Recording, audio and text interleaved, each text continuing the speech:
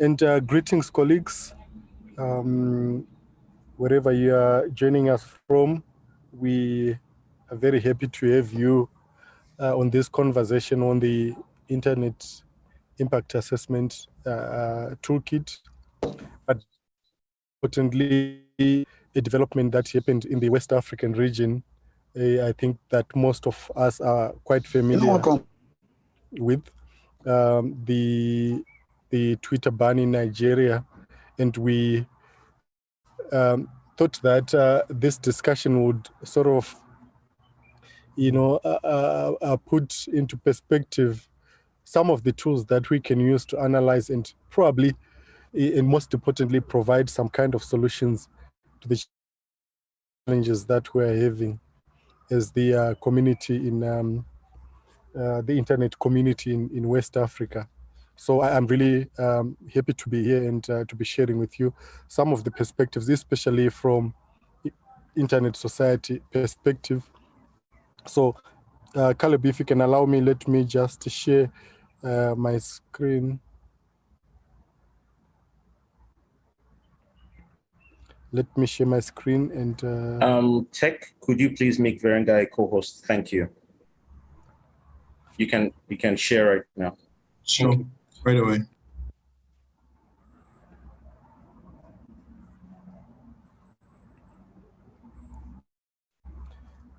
I hope you can see my screen. Please confirm. Yes, we can. Okay, good. So this presentation is probably just to get us into the right frame of discussion, especially with the developments that's happening in Nigeria, one of the major powerhouses in Africa, but most importantly in West Africa, since this is the West African IGF. So we wanted to discuss the Internet Impact Assessment Toolkit, one of the products that Internet Society developed last year, and see and maybe try to see if it's something that we can use in our different environments for the different kind of developments that are happening, things that have an impact on the internet. So the thinking behind the impact assessment toolkit really was just based on many other developments. Sorry about that. There's a bit of, let me just try to move away from this noise. One moment, Caleb.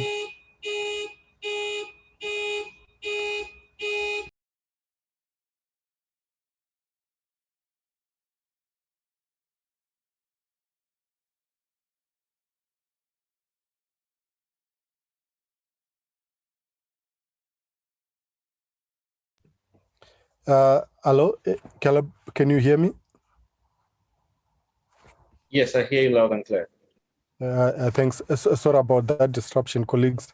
I'm in a public space, and I decided to take this call from here because I had an emergency that happened at home. So sorry about that confusion. So yeah, I was just saying, the thinking behind the the thinking behind the internet impact assessment is actually influenced or motivated by some of the developments that we have seen before in our global economy, especially the environmental impact assessment. I think for people that are familiar with the environmental impact assessment, they would know that before any big project happens, whether it's a construction of a new town or a big local development plan or a mining development, it is very important for us to undertake an environmental impact assessment, because there are fundamental biodiversity issues that we should not disturb. So with the same thinking, we last year we decided to look at the internet in the same way, going back a bit to the critical properties that makes the internet what it is today. So we know that many governments across the world in different jurisdictions, they really want to take control of the internet. But in most of the cases, some of them are not even aware of these critical or fundamental properties that makes the internet what it is today. So the development of the Internet Impact Assessment Toolkit was largely informed by the need to protect those fundamental properties of the internet. So just to put into context, I think like the developments that currently happening in Nigeria, governments, sometimes it's governments, sometimes it's even businesses that are coming up with very new rules to the space that have the potential to impact the internet, like the core properties of the internet. So yeah, I think it is very important for us, especially people who are very much committed to the growth and the strength of the internet, to push back on some of these developments. On this slide, you see that there are many issues that are happening across the world. Some of them are not limited to Africa. Some are very pronounced in Africa. For example, the shutdowns. I think Africa is the region with the most shutdowns in the world today. Every time we have an election in a particular country, in Zimbabwe, in Swaziland right now, with confusion that's happening there was an internet shutdown. In most of the countries, whenever a major event is about to happen, there's a likelihood of an internet shutdown. We also know that there are other developments that are influenced by these big fights, by the big giants in the internet space, private businesses from China or from the US or from Europe that are fighting for space, fighting for customers. And some of all these issues might have an effect on the fundamental properties of the internet. And this is the reason why we really need to find ways to protect the fundamental properties of the internet, and possibly also, before any development happens, try to find ways to do an assessment of the potential impact that a particular development might bring. I think with COVID-19, and I'm afraid to say, just this morning I had a very close, I lost a close family member to COVID. I think it's one pandemic that has really caused so much confusion in our society.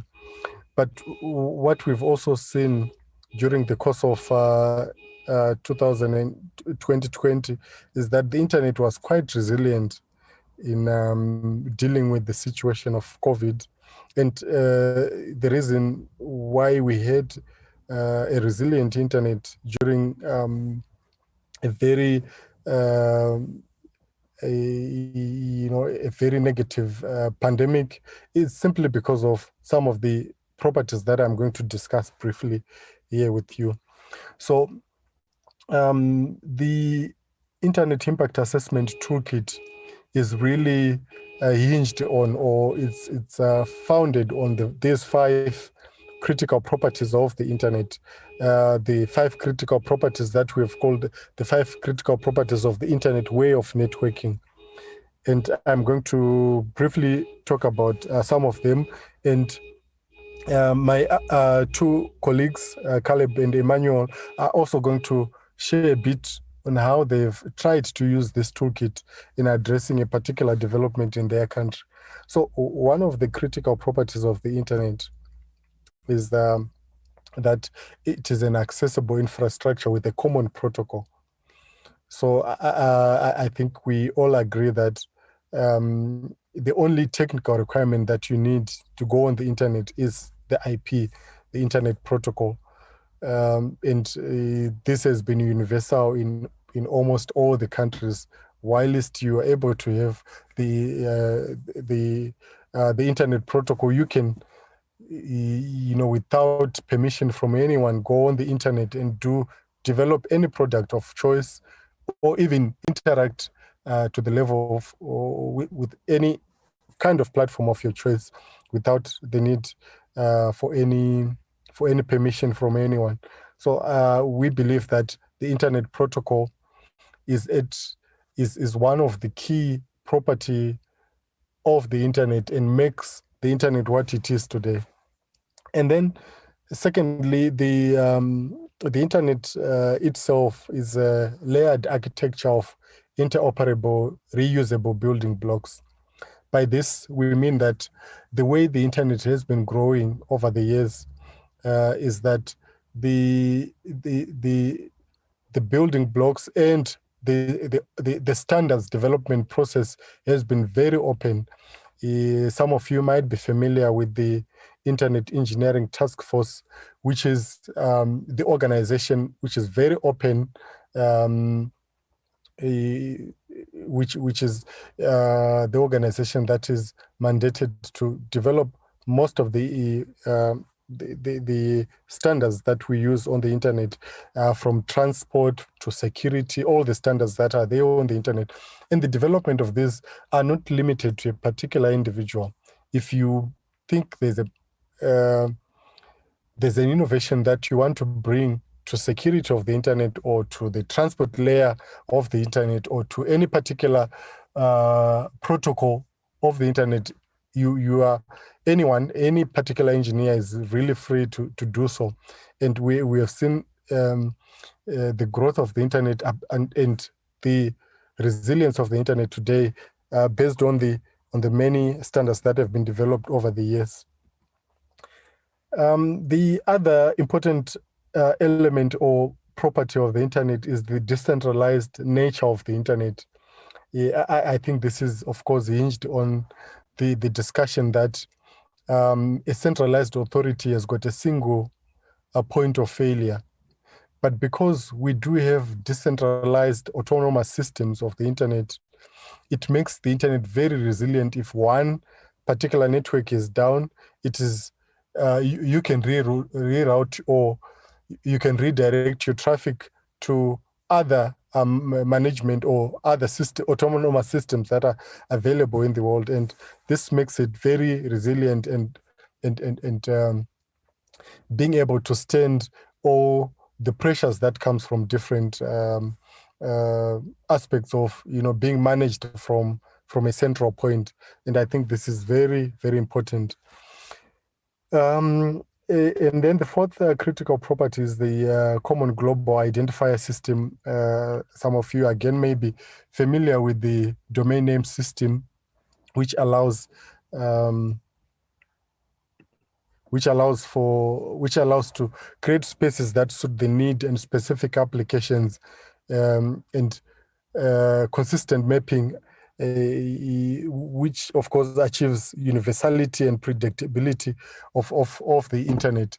So we believe that with the common addressing space, that the internet is supported from makes it very unique and very resilient to support common addressing and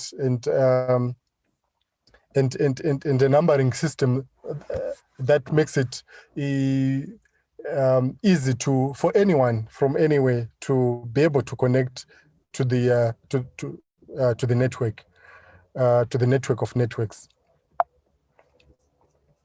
And lastly, the last critical property of the internet is the general purpose network.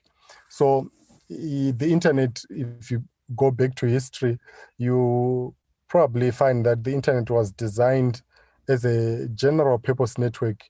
It wasn't really designed for a particular use case. And we have seen over the years that various things, various innovations have developed on top of the internet protocol, things that we never knew would come. I think initially in the old days, what used to define the internet was mostly the email. And I remember at some point when I was still in college, I had like 20 or 30 email accounts because that was the in thing, to have several email addresses, giving people different email addresses was the in thing. But over the years, we are seeing that the internet is really general purpose. It serves many, many, many other use cases. Now we see the power of the internet in the banking sector. We see the power of the internet in the real estate industry, in the entertainment industry, in social media. And today we talk of TikTok. Just a few years back, there was the in thing was WhatsApp. Just a few years back, the in thing was Facebook.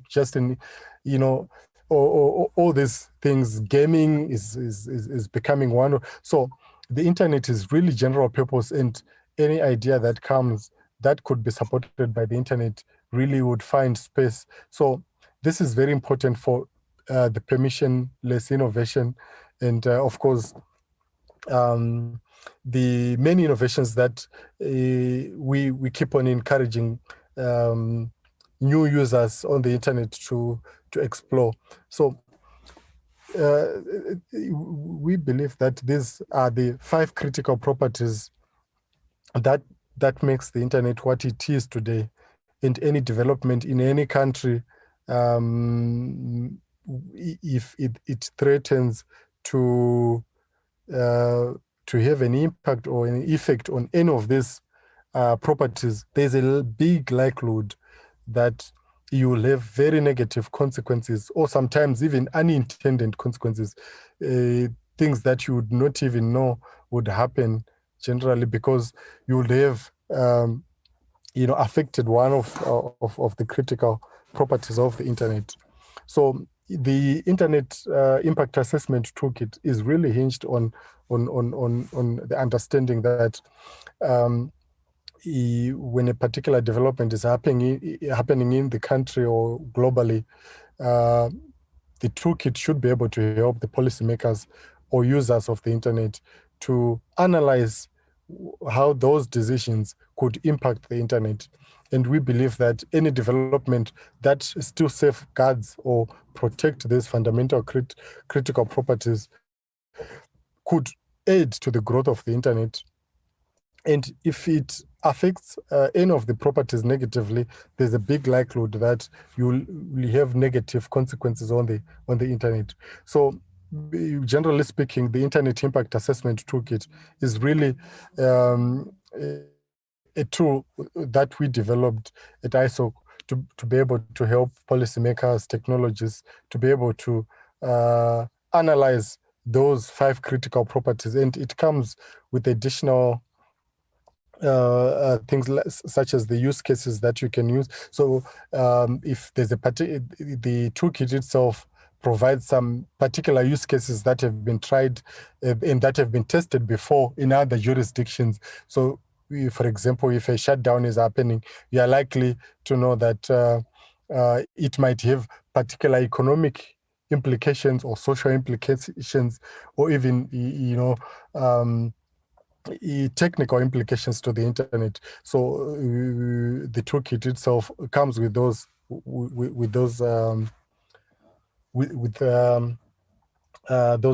use cases. So some of you might be thinking that probably internet society is not supportive of the regulation that happens on the internet. Not necessarily. We really support policymakers, decision makers, private businesses, and many other to make any policies that applies to their business. But what we believe is that they should just pause a bit before they make any of those decisions and look at the potential impact of those decisions on the critical properties of the internet. So this is basically just to put us into perspective and to frame the discussion more in line with what my colleagues will talk about. I think, Caleb, let me stop here and then you give other colleagues an opportunity to speak. Thank you. Thank you very much, Verengai. And we want to thank you for sharing some of those thoughts with us. And in the event that you are just joining this conversation, we are having a conversation on the impact assessment tool in action, which is one of the tools that was used by the DearGovs in collaboration with Internet Society to carry out some research, and the project will be presented shortly. Let me quickly introduce to you the next person who will be speaking during this conversation. Is Emmanuel Ogo, PhD. He teaches at the Babcock University, and he's also a researcher. And I'm glad to share with you that we've collaborated with them, and we've seen lots of impact in some of the conversations that we've had. And some of those research work will be presented shortly. So please permit me to welcome Emmanuel Ogu, who will be sharing some of the impact assessment tool conversation that we are going to be having right away. Emmanuel, over to you. Thank you, Caleb. Good afternoon from Nigeria. Everyone, can you hear me? Yes, we hear you loud and clear. All right, thank you. So I'm Emmanuel, and I'll be talking to you briefly about a research project that is ongoing in collaboration between the Dear Government Organization and the Internet Society. The Dear Government Organization, or DearGovs for short, is a youth-led intervention against the sites of regulatory impropriety by governments who seek to consolidate interests around the world using regulations and various forms of legislation in ways that threaten the utility of the internet for other stakeholders in the global internet space. And then we have recently begun to look at how the Internet Impact Assessment Toolkit, which Verengai shared about a few moments ago, how we can apply these to assessing the impact of regulations around the world.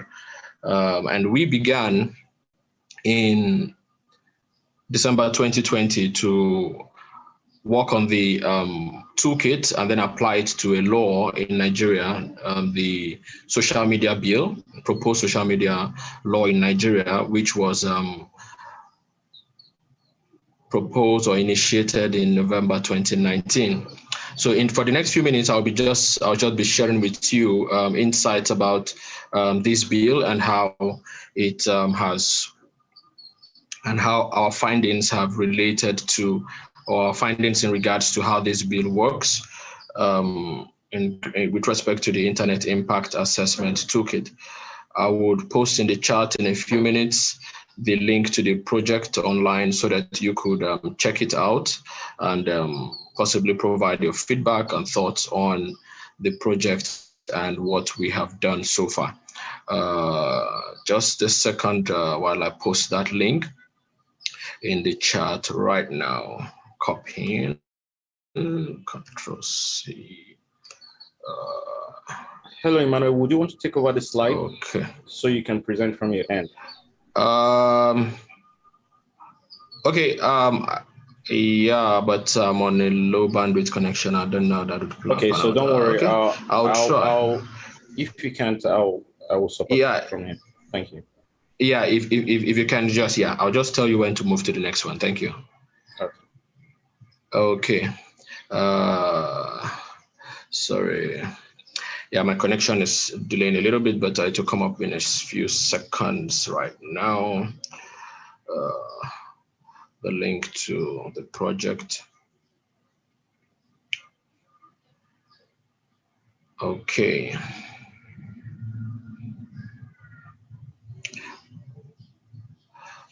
Yeah, so while I wait for that to come up, I would begin with presenting the background of the research we undertook. So in November 2019, the Protection from Internet Falsehoods and Manipulation Bill was proposed by a senator of the Federal Republic of Nigeria.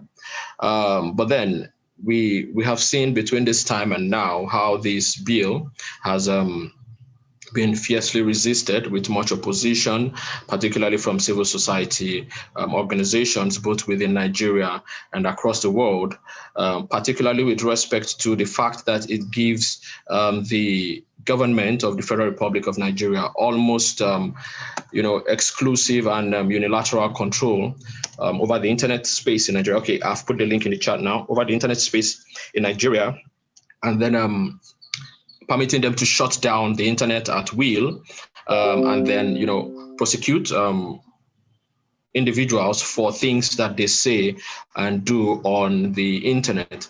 Now, under the hashtag Say No to Social Media Bill or Anti-Social Media Bill, we have seen much public outcry on various social media against this bill.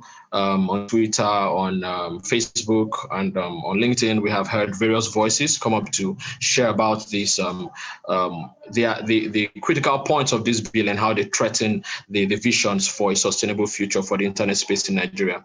The Human Rights Watch described the bill as a disturbing trend towards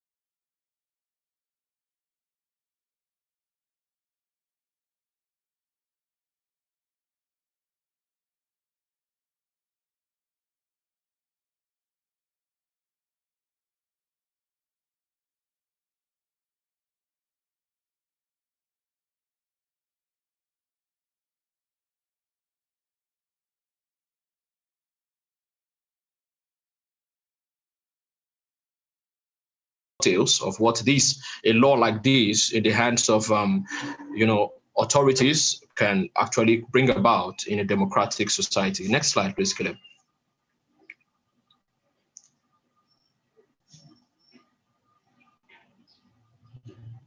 Okay, so although we have on record an unsuccessful attempt at enacting similar legislation in 2015 under a bill that was titled the Frivolous. Yeah, okay. Titled the Frivolous Petitions Bill. But then we see that much of what has been, what was contained in that bill, which was resisted at the time, and the government was forced to drop that proposal, was successfully couched under the Cybercrime Act, which was passed into law in the same year in 2015. But generally, what the social media bill intends to do, in its current proposition, is to prevent the transmission of false statements of fact in Nigeria, whether it's perpetuated by an individual person or a non-individual entity or corporate organization.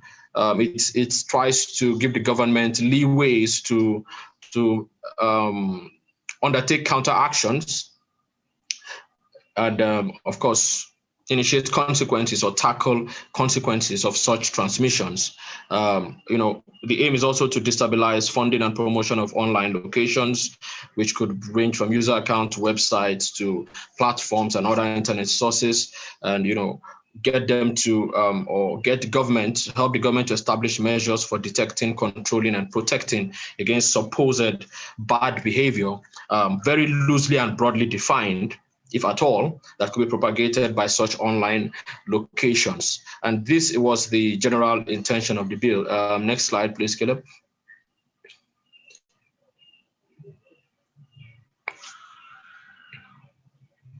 Okay, we also saw that the bill, or we also saw, that the bill seeks to improve disclosure of information regarding content that is sponsored for political purposes, also help the government to establish penalties and for sanctioning categories of offenders across various levels of various manners of engagement.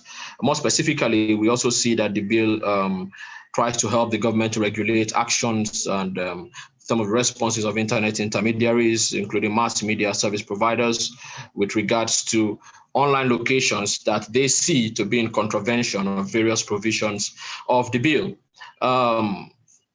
However, some of the specific regulatory provisions that we have seen in this bill, in the documentation of this bill, has been seen to be quite harmful or to threaten the internet way of networking, and the 5 critical properties which Verengai had presented about a few minutes ago. Next slide, please, Caleb. All right, so in the first part of our analysis, we are putting 2 parts of this bill together, part 5, section 27, subsection 3 and 4 of the bill, side by side with part 4, section 17 and 18. There are 2 regulations, or there are 2 issues that arise from these parts of the bill in their current composition, or in their current on what they contain currently. The first part, which is the part on the left, part 5, section 27, specifies that an online location can be banned or flagged for repeatedly contravening specific provisions of the bill, for some time. And then, of course, as a result, when such an online location is flagged using the word in the bill declared as a violating location, individuals who attempt to access this online location via the URL of the location would be instead met with a message or prevented from accessing that location and instead redirected to somewhere else. And also every other location online that mirrors or maps this online location, either by way of resharing, retweeting, or referring, would also have this declaration, as this bill tends to specify. And then there is also the one on the right, which is part 4, section 17 and 18, which specifies a targeted correction regulation, which is instituted against an internet intermediary that mandates them to transmit a declaration that whatever is found on an online location that has been flagged is actually false information. And then users who are trying to access this location would be met with this message. And there is the disabling regulation as well, which mandates internet intermediaries to disable access to such internet locations, and all its copies, identical copies of that location, and then transmit a correction notice to end users. Next slide, please, Caleb, where we discuss about the implications of this bill. Okay, so we see that this bill threatens 2 critical properties of the internet, which is critical property 4, dealing with common global identifiers, and critical property 2, dealing with the open architecture of interoperable and reusable building blocks. With respect to critical property 4, we see that in implementing these provisions, users who intend to visit an online location that has been declared as supposedly false or as supposedly affected by this bill would end up on another location or end up at a destination other than that which they had intended to be on, just because, just by virtue of being Nigerian, as it were, and because the unique identifier that maps to that intended location has been tampered with. And then there's critical property 2, which also identifies the fact that for a notice like that to be posted in such a way that it's visible to only a selected demographic of end users, which are Nigerians, as it were, we need to establish some form of filtering in place to categorize users who try to access a location as allowed or disallowed. And because IP addresses are often invisible to service providers, this operation is likely to result in a situation we refer to technically as overblocking. Overblocking is a situation wherein more sources are blocked than we actually intended to be blocked.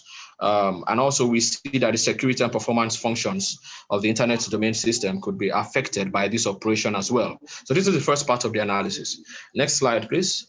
In the second part of the analysis, we put side by side again 2 other aspects of the regulation, part 5, section 28, and then part 4, section 23. So under part 5, section 28, 8, we see that an enforcement agency would issue an access blocking order against a declared online location that is seen to be in continued contravention of the terms of a declaration that has been issued against it, including failing to prevent access to content that is, published on that location for end users in Nigeria. Or in other words, an online location that is found to be in repeated violation of this part of the bill will be subject to an access blocking order, and this order will be issued by Nigeria's Communication Commission to the internet service provider. And then on the other hand, we see an access locking order,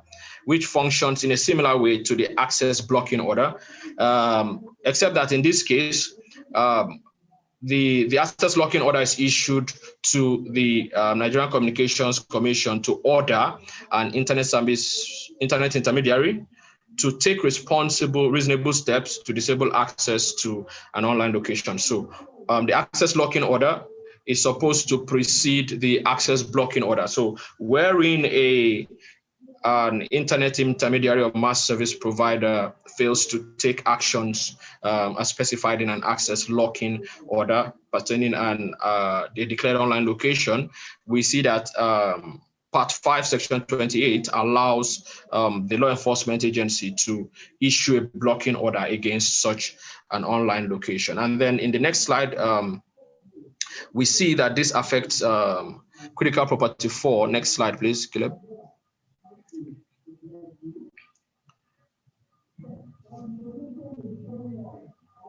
Okay, yeah, we see that it affects critical property 4 and potentially critical property 3 with respect to the fact that in order to effectively block access in the manner in which the regulatory provisions specify, there has to be content filtering again to isolate or segregate packets based on global identifiers with respect to a particular location, in this case, Nigeria.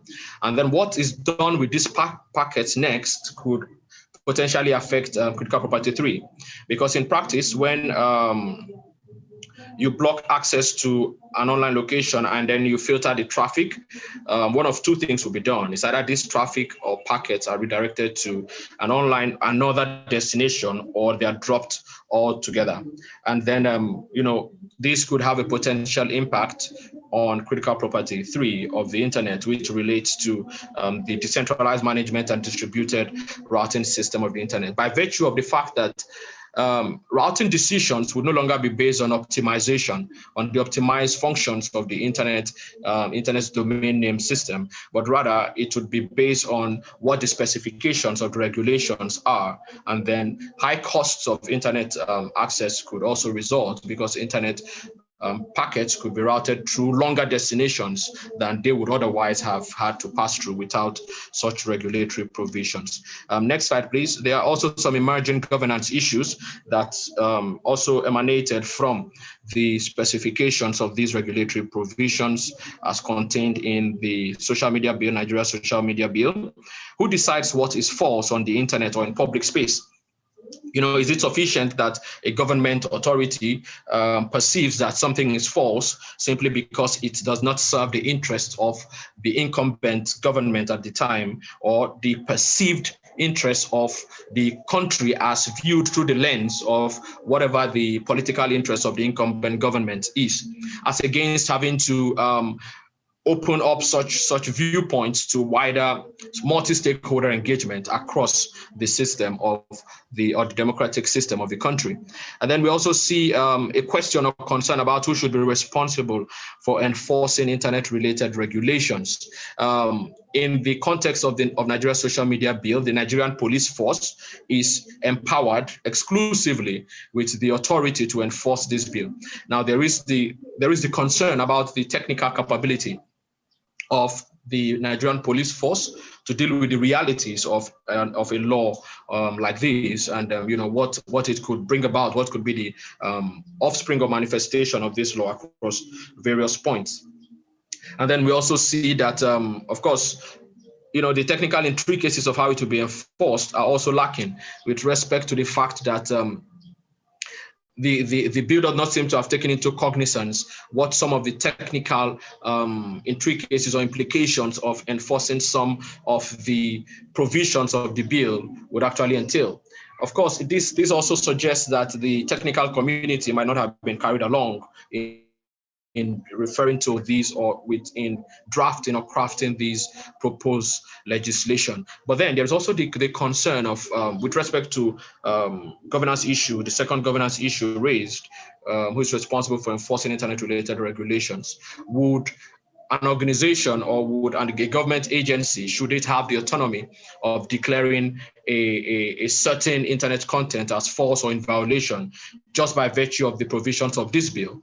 Or would there be, or shouldn't there be need for an independent ombudsmanship to help to buffer such a declaration or such an allegation, to scrutinize and investigate that these are not rogue, politically motivated in situations, like has been the case even currently in Nigeria and across various other aspects or various countries of the world. So these are the this is a brief wrap-up of the composition of this research.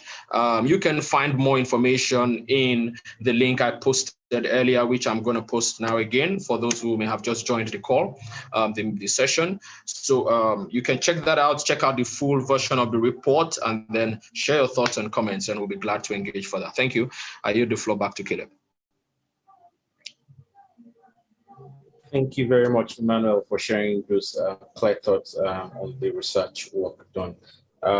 Without wasting much of your time, I will, although I'm moderating this session, I will be talking about the state of affairs of Twitter ban and just give you guys just a quick overview of what the Twitter ban is all about. So while that is on, I'd like Francis to please share his screen. Thank you. I was supposed to speak, yeah, but yes, I can go on. Who was that?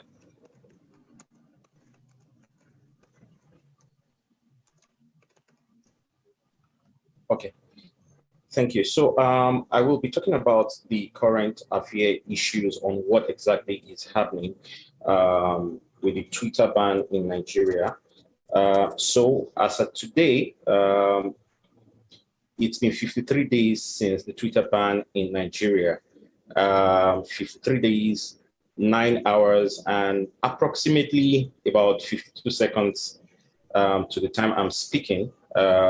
This timing was done based on the fact that we are taking note of what is currently happening at the Internet Society Nigerian chapter. That being said, we've taken note of some of the issues that could have called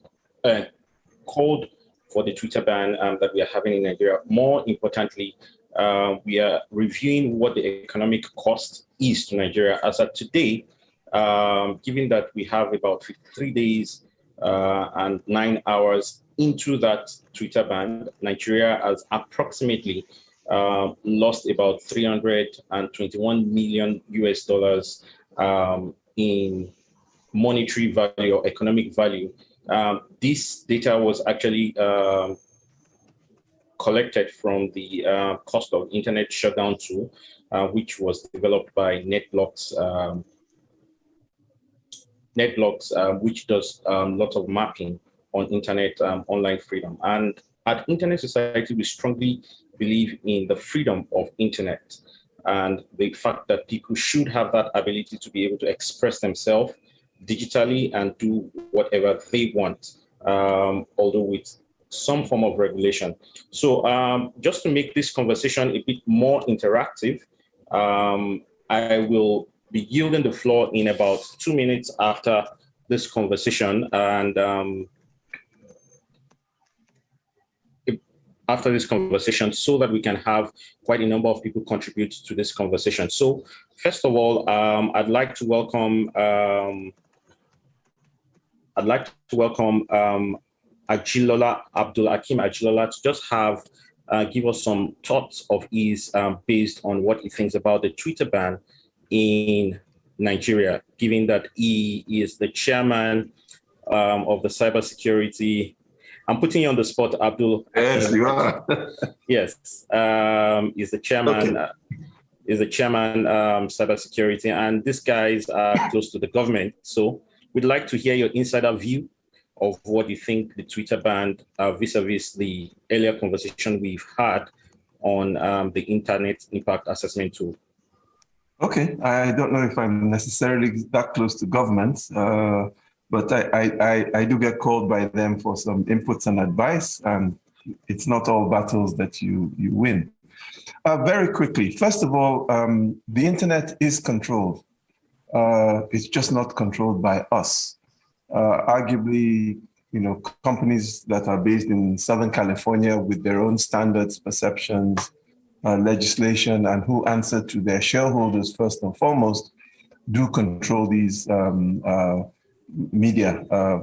As Donald Trump has found out, much to his chagrin, he doesn't have control of Facebook, and neither does he have control of Twitter, for example. Also, I just like to clear up a misconception. Cyberspace does have certain boundaries for certain groups of people. Primarily, those boundaries are articulated by jurisdiction, so that even though bad actors have, quote unquote, no boundaries, the law enforcement, you can't just go to Ghana and interrogate the machine there. Having said that, the internet is really like a road. It is agnostic, and really it doesn't care what the content is. And I think that's where part of the misunderstanding has come, that especially government is concerned, and partly because of feedback from people like you and I about content. But also, very interestingly, internet facilitates disruption. It often upsets the status quo, innovation. So disruption by itself is not necessarily a bad thing. But one of the areas that has been of concern, and again, for me, there's a slight difference between the internet itself and some of the social media platforms on the internet. There has been significant rise in what we would call abuse. Now, interestingly, this abuse can be from government itself. Also, as we know, it can be from bad actors, and certainly by users. Now, on the government side, when we look at governments, we have to be concerned. First of all, governments are not always very open, and this is the other end of a spectrum that I think Verengai talked about in terms of the openness of the internet. Governments by nature are centralized and love control. Again, this is at variance with the philosophy of the internet, which is quite decentralized and minimal control of any single person, entity, or equipment, so that you don't have single points of failure. Governments love stability and the status quo. Now, the internet does love stability, but it has no qualms about upsetting the status quo. Also, what we are finding in this era is that non-government actors, especially the private sector, I mentioned Facebook and Twitter, really are significantly challenging government monopoly on power and control. And so control is, also control of the internet by government is actually part of a bigger trend we're seeing across the world, especially with these, the rise of what we call, in some cases, populist or fascist administrations we've seen in some countries around the world. And it's an unfortunate global trend that we are worried about. So the question then arises is, what's the way forward? Well, first and foremost, we have to understand that government needs to be checked by the judiciary. And some of the issues that Emmanuel Ogu raised are really of great concern. I think we have to be very careful that a legislation, as he correctly said, does not simply assign some agency, which, by the way, is de facto executive, to simply just determine whether something is right or wrong, but especially whether to block or to lock. I think it must also, we must bring in the judiciary in this process so that we do need some level of control, but it has to be based on what I would call democratic norms. So specifically on some suggestions on the way forward. First of all, we must consider our discussions and engagement as a journey, not a destination. New things will always come up, new angst, new challenges. So but the discussion must always be continuous. It must be respectful, both by the government, but by civil society and the private sector. So all sides, need to be very respectful in how we interact with each other. We also need to ensure that we have continuous education, especially of strategic decision makers, such as our legislatures, because sometimes some of these, the content of some of these bills is based on either a misunderstanding or, with due respect, ignorance, plain and simple, on the part of some of our legislatures and some of our high-level decision makers. So we need to be able to achieve, like I said, it's a journey, achieve a dynamic balance. And then one of the key things I think we need to do is to establish norms based on multi-stakeholder engagement and consensus where possible.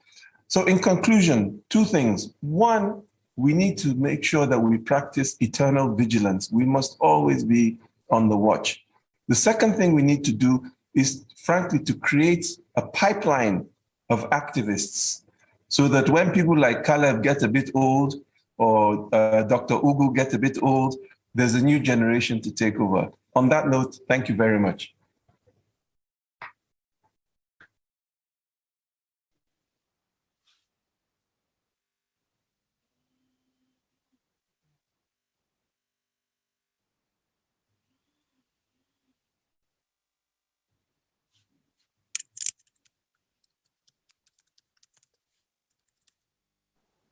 Thank you.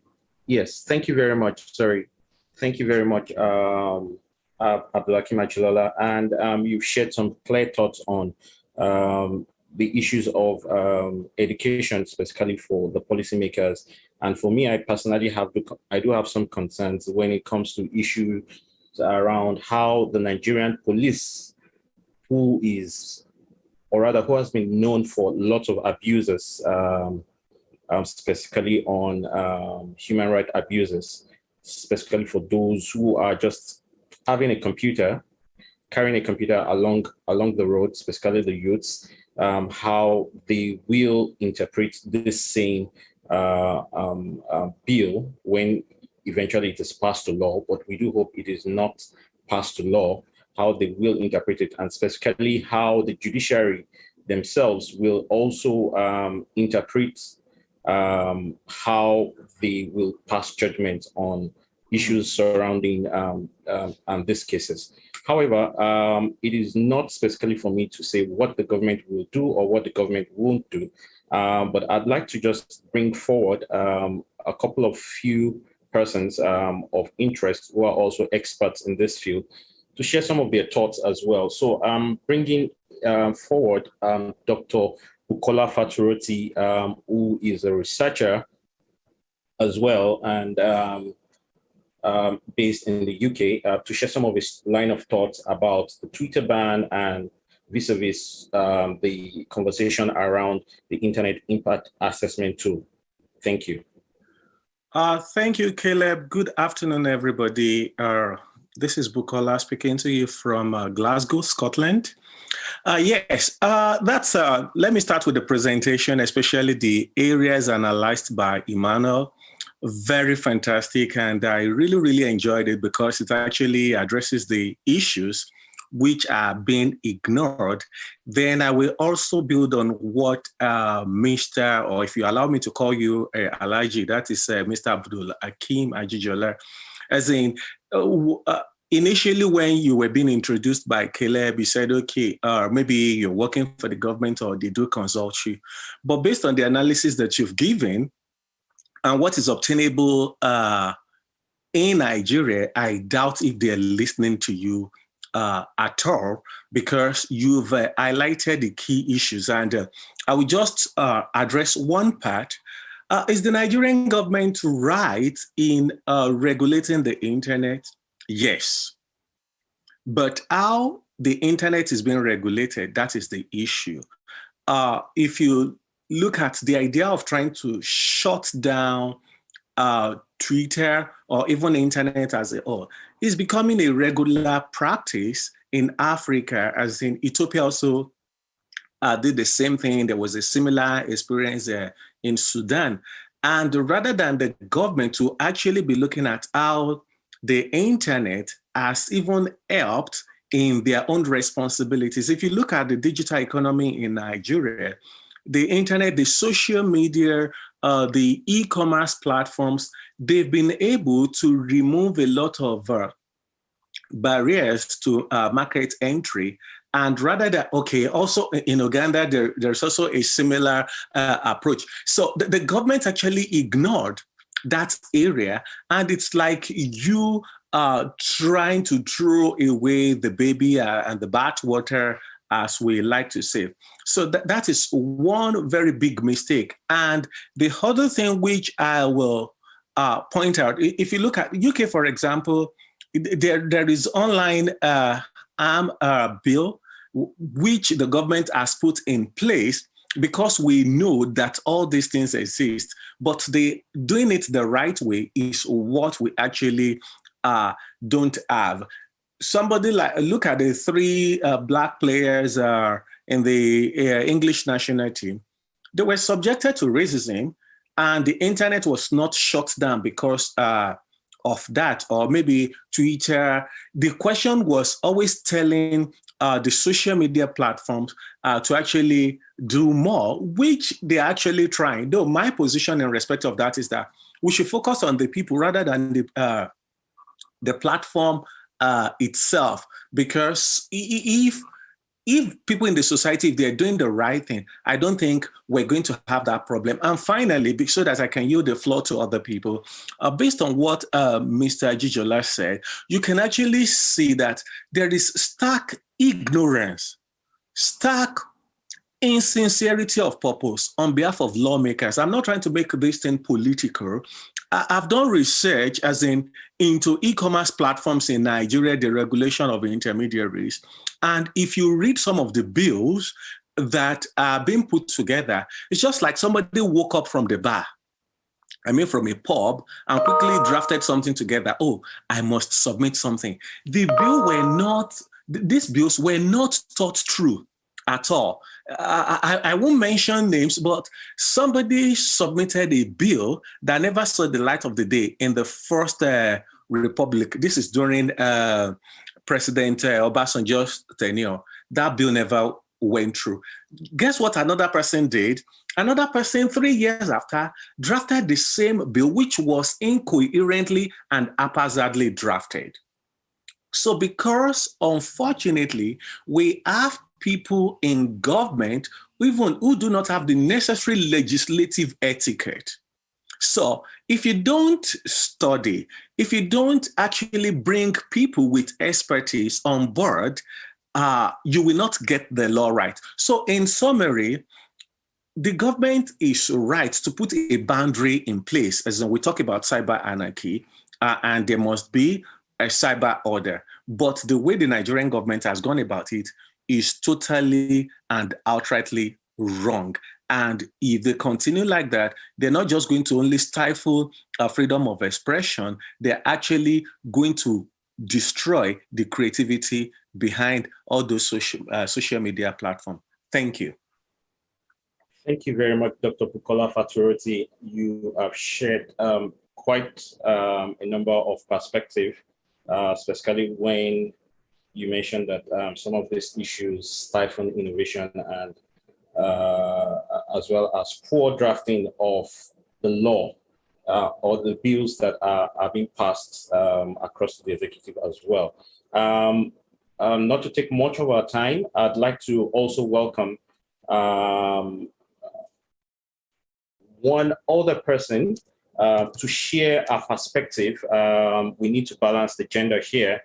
So I am welcoming Dr. Nina Ifeanyi Ajufo, who is also a researcher. I think she is based in South Africa, if my memory serves me right, to also share some of her perspective on what she thinks about the Twitter ban vis-a-vis the Internet Impact Assessment tool.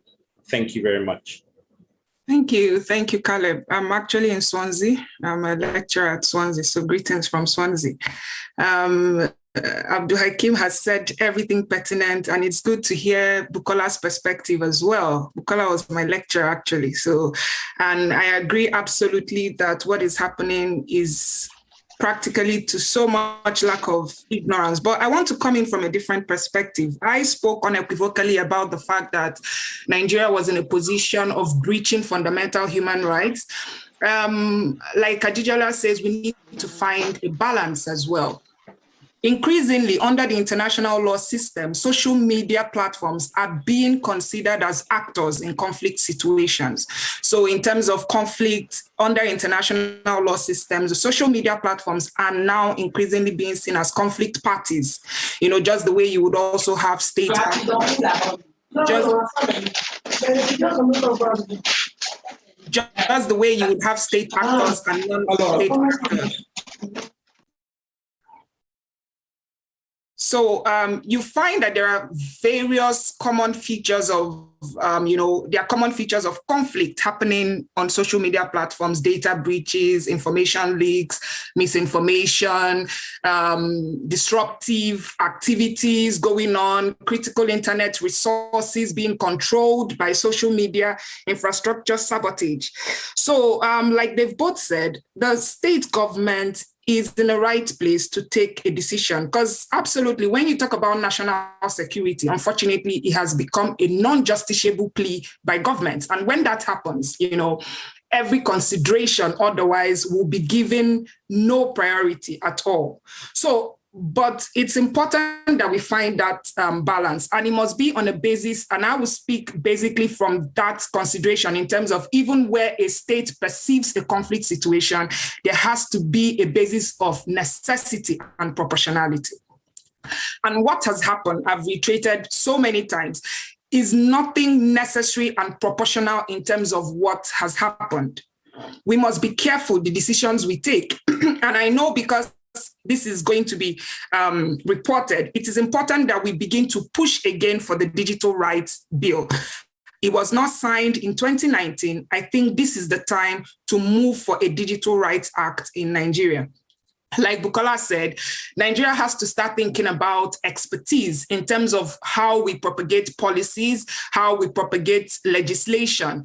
Some few years back, if you had picked up the data protection bill, it was word for word, unabridged, the UK data protection law. Thankfully, a new bill is being submitted. So it is important that these tensions, absolutely a breach of fundamental human rights, absolutely, because if you weigh it from a basis of necessity and proportionality, there is absolutely a breach of the right to freedom of information right now. And Nigeria must see that it restores, not just on the basis of freedom of information. Rights are always interrelated. Social and economic rights are also related to civil and political rights, so that when you breach a right to freedom of information, you also disrupt economic activities for people. So it's important that we re-emphasize or re-evaluate the decision that is being taken, and we make sure that national policies do not endanger human rights. Another thing that is important to note is that cross-border data flow is very important in terms of digital cooperation. And so such a move by Nigeria banning Twitter can also trigger fragmentation of network. It can silence critical stakeholders. It can silence civil society organizations who speak out for rights. It can even silence law enforcement, which is what they may not realize. It has a ripple effect. It will stifle Nigeria's interest, and at the same time stifle interest of citizens. And it's important we also make sure that online abuses do not lead to offline abuses. So when you prevent people from speaking on the internet, you also prevent them from exercising other fundamental rights offline. So I am all for it. It was disheartening listening to Emmanuel's presentation, really, to think that Nigeria will go in that way. But I absolutely agree with Ajijola's points and also Bukola's points. We need to reevaluate and take our place in propagating human rights in the digital age rather than stifling. Thank you very much. Okay, thank you very much, Dr. Nina. We will definitely be coming back to most of our contributors to perhaps speak around the African Charter on Human Rights that also supports speaking against the Twitter ban. However, just to move forward in this conversation, I'd like to invite someone I have so much respect for, who happens to be the chair of the West African Internet Governance Forum, and who also doubles as a Nigerian and has probably experienced the Twitter ban herself, to perhaps share some of our line of thoughts and share our experience. Please welcome with me Madam Mary Uduma to share our thoughts, after which we will be bringing on a dear friend from Affordance for A4AI. Thank you. Thank you, Caleb, for having me to make one or two interventions. I'm happy that we are not only looking at the human rights aspect, there are economic aspects of it. Somebody has talked about that. And we know that our young people are really latching on to what they can make use of on the Twitter platform to be able to express themselves, not only expressing themselves, they will be able to do some business. However, it might not be well thought out, but the truth is that, just like Ajibola said and Nena has said, we need to balance. Balance in the fact that, see, government, after all, we human rights activists, when we say government put standards into place, do this, do that, it is only government that can enforce. The human rights activists, the civil society, we cannot enforce anything. However, as Nena said to us during the West African School on Internet Governance, he said there should be a multi-stakeholder conversation. So if internet society can galvanize others, or the IGF, for instance, the Nigerian IGF will galvanize other civil society activists or organizations to come up with reasons, cogent one, well articulated, and sent into the government. I mean, most time they will listen, even though they may not take our advice, our recommendation, but in one way or the other, would have done our own bit. So the responsibility is left for us to be able to get ourselves organized.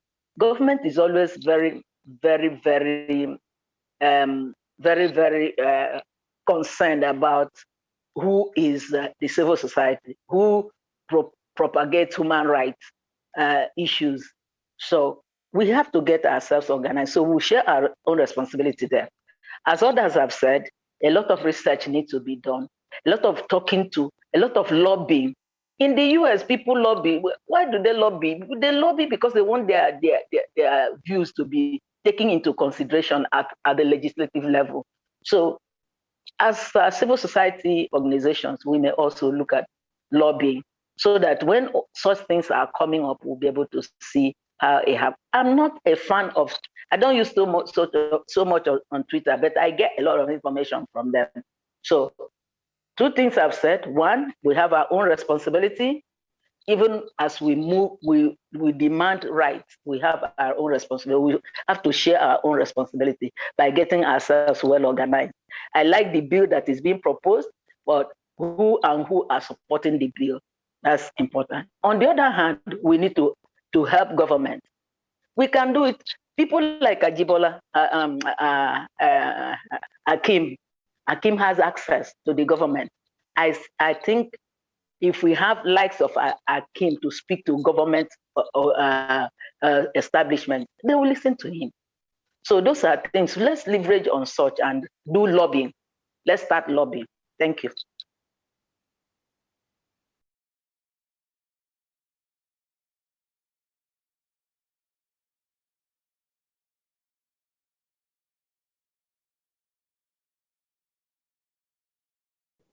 Hello, thank you very much, Madam Uduma. And we would like to bring forward Madam Onika Madam Onika, to please share some of our thoughts from what she thinks as from the perspective, maybe from the perspective of A4AI, or probably our own personal perspective.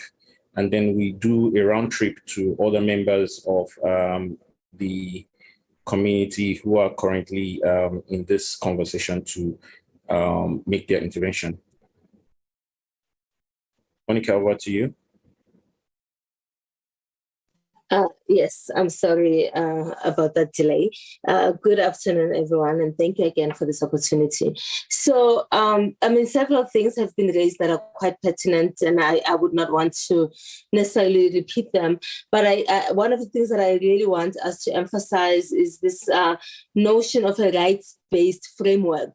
And I think Nana spoke to that so beautifully, the importance of understanding that we have to preserve rights, digital rights online as well as offline, and that there's definitely an interaction and interrelation between the two.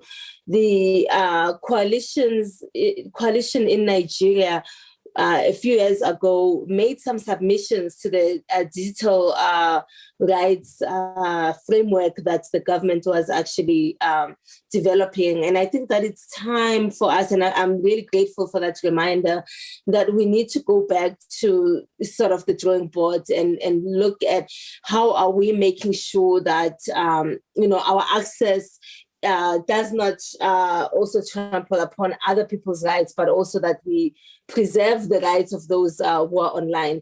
A social media ban is a bit of a clumsy way of regulating the internet or even content, quite frankly. And I think that we need a more proactive way to be able to do that. I mean, that's what the regulatory body exists to do, is to regulate the internet. So, I think that we have an opportunity to be proactive, especially given this experience of being offline, of Twitter rather, for as long as we have it. And the financial cost, I believe a couple of days ago, I read it was at about $243 million so far. So it's really not, in the right direction, especially if we want to build a digital economy and, a digital flow that is inclusive of everyone. So I think that would be my submission, that, just highlighting the fact that digital rights are just as important, and we need to go back to engaging, especially civil society. It's really unfortunate that we don't have enough that are engaged, but we really need to understand that people have a right to an internet that is this ecosystem that is healthy, and a healthy system is one that also protects their rights as well, offline and online. Thank you.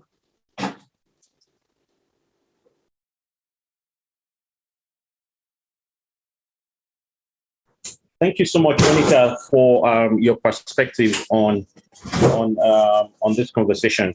I'd like to make this conversation, we'd like to take it further. So we'll welcome anyone who would like to make any contribution to please use the raise your hand function. Raise your hand function so that I can recognize you and you can make your comments.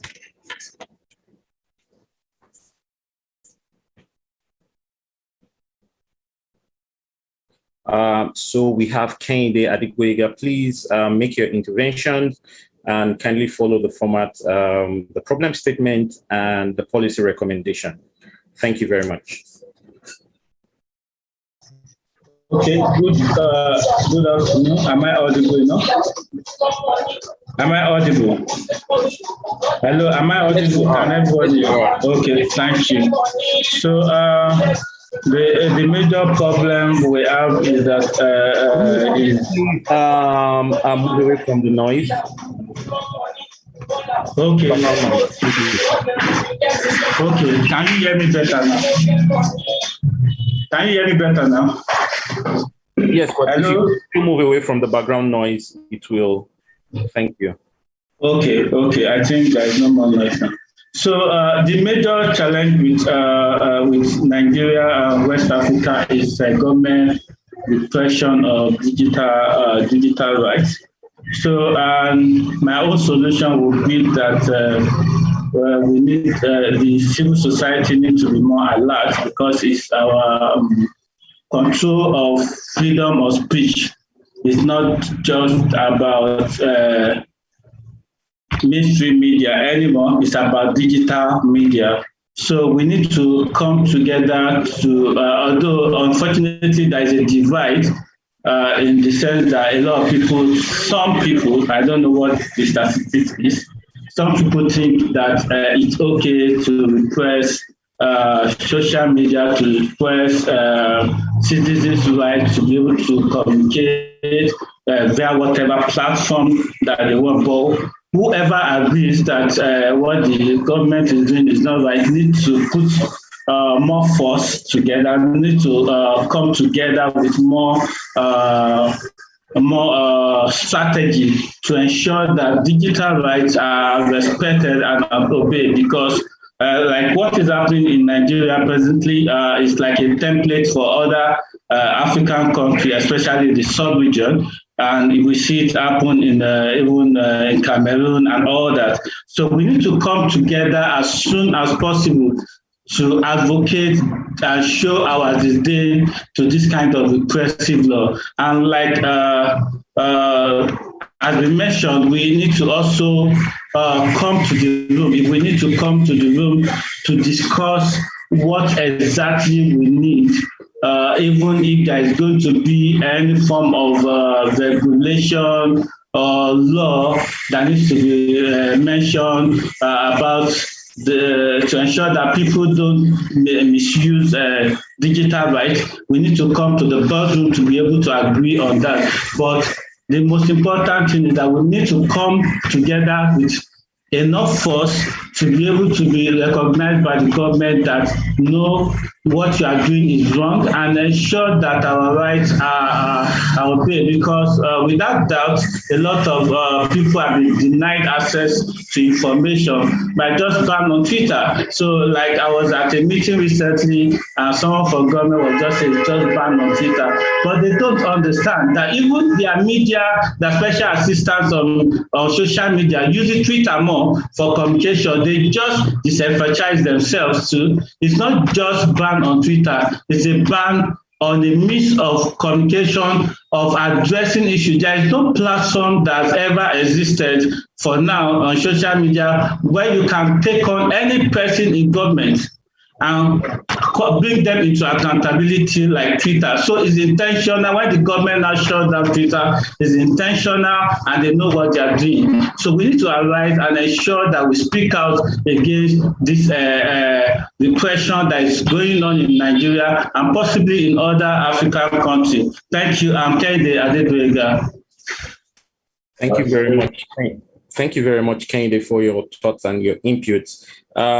So I am going to circle back just to get some of the last words from first Verengai, second Emmanuel, and from some of the lawyers that we have in the house here, specifically Buki, Ajilola, and Inina, to get some of your closing remarks and perspective about what you think should happen, or what the government should be doing, specifically when it comes to Twitter ban. I do have my own perspective while I'm following the case in court. At least we are aware that some of those cases, there is a current litigation in the ECOWAS courts. But one of the arguments that the government is making is that we have not said Nigerians should not use Twitter, right? And then it becomes a very complex situation when they say we have not said Nigerians should not use Twitter, yet they have given the directive to the ISPs, the internet service providers, to block Twitter, which shows that there is no sincerity of purpose. And I do take some keywords from what Madam Onika said about civil society becoming more active and participating actively on this space. But one of the key advice I'd like to also give especially to civil society, is that when you're going to the table, or when you have an opportunity to go to the table to have this conversation, it's good that we don't become very aggressive. We don't try to poke the government in their face by pointing to them that this is this. We should perhaps have a more diplomatic way of approaching some of these issues with the government. These are spanning from some of our own experience from the Internet Society Nigerian chapter on how we try to engage with the government, especially when it comes to issues surrounding this Twitter ban. But before I circle, while I'm going to circle back to Verengai for some of his closing remarks, and Emmanuel, let me quickly, first of all, welcome Verengai to give some of his last thoughts on that.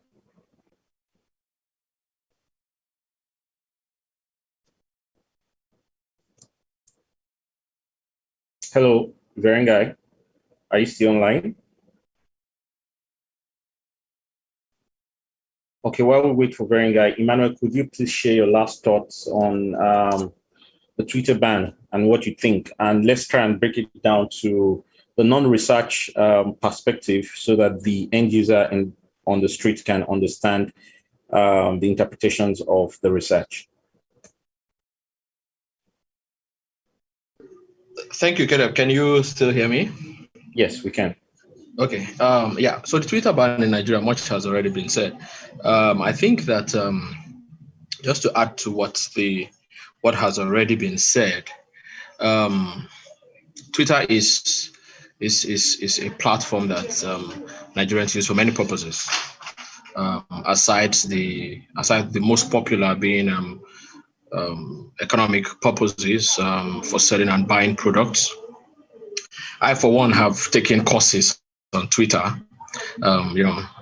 through open interactions with some experts, and they have, hosted courses, short engagement courses, and I'm sure that many Nigerians also use Twitter for other various purposes, entertainment, information. And to put a ban on Twitter at this time, under various prevaricating purposes. Okay, the government began with saying that Twitter is not paying taxes in Nigeria. It began with saying that Twitter is undermining corporate and collective interests in Nigeria. We have heard so many propositions. I think what the end user on the street needs to know is, first, what's my role in all of this? What's my role in all of this? How do I fit into the framework of this discussion that is emerging? In my experience, I have seen that to keep quiet to issues like this because they have not gotten to you yet, or because you cannot identify with them yet, is going to translate to a situation where by the time it gets to you, the issue would have gotten so bad that everyone would have either gotten so frustrated talking about it because nothing has been done, when your voice may have been, may have helped to amplify the collective positions of everyone else. And this takes us back to what some of the speakers have shared today. We need a grassroots, bottom-up, coordinated approach to advocacy. The end user on the street needs to understand what are the implications of these things for him or her. Beyond the broader, what's going on in Nigeria, and how does it affect diplomacy and international relations? How does it affect me on the street? How does it affect me in the classroom as a student? How does it affect me, as a free Nigerian, or as a Nigerian who wants to live in a free country? Speaking rights, democratic rights, freedom of speech, freedom of association, and the freedom to share and engage, beyond the frontiers of the digital realm. More importantly, like Nina also mentioned, rights are interrelated. And when it begins to affect one, and you think that okay, the others are protected, at the end of the day, you might see that you might have none to lay hold on at the end.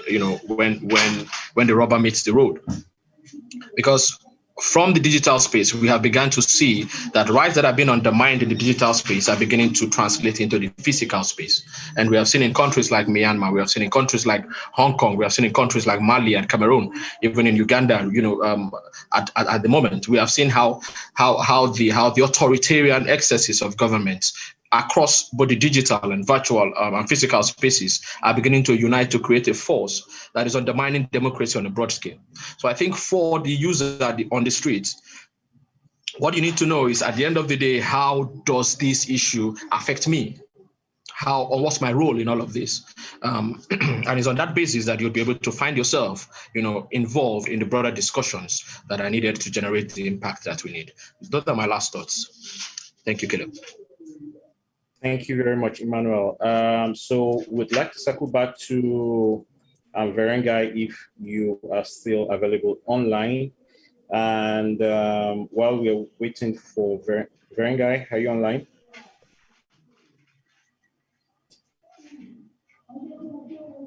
So while we are going to circle back to Verengai, let me quickly allow Mohamed Kamara to just share his line of thought as we are almost, we are expected to close the session in a few minutes' time. Mohamed Kamara, would you like to share your thoughts? Okay, so it doesn't seem like he's also online as well.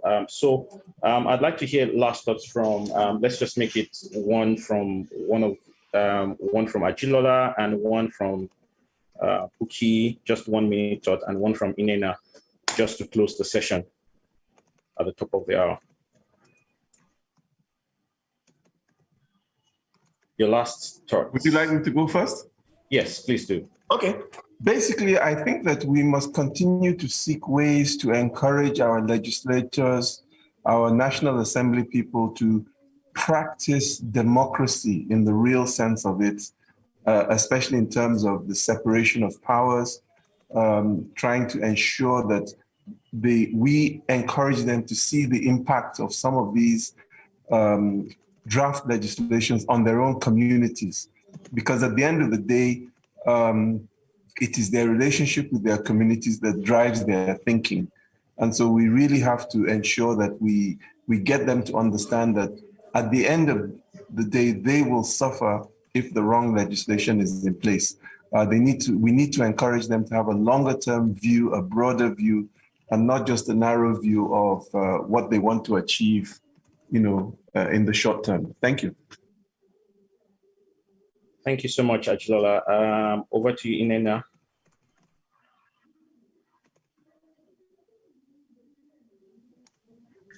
Thank you. Just in conclusion, I just want to emphasize again what I had said in the beginning, that indeed it is possible for states to limit social media use. But what is so ridiculous in this situation is you particularly picked out a social media platform, and I worry that it will lead to other bans in on other platforms as well. If we are worried about national security, which is the case, what the government is saying, because of conflict situations and the fact that use of Twitter has led to escalation of tensions and they're trying to prevent conflict, I think we should pursue it the right way. The new National Cybersecurity Strategy, which impressively was headed by Abdul Hakim, sets out a very right strategy. And I think that Nigeria should pursue cybersecurity the right approach. Emmanuel's presentation at the end, he talked about technical infrastructure. We lack all of that. Can we build our infrastructure? Can we create the appropriate environment? Can we look at international cooperation and learn the best practices? Bukola lined out what happens in the UK. Let's learn the best practices going forward. Beyond that as well, there is no better time to discuss, and I'm saying this, Caleb, because you're here, to discuss a Digital Rights Act. Let's set an example.